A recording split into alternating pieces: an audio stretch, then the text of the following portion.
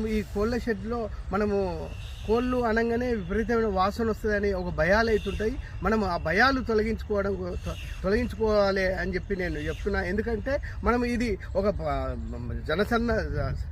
జనాలు ఉండే ప్రాంతంలో కానీ, మన టెర్రస్ మీద కానీ, పెరటి తోటలో కానీ ఎక్కడ పెట్టినా కూడా వాసన రాదు.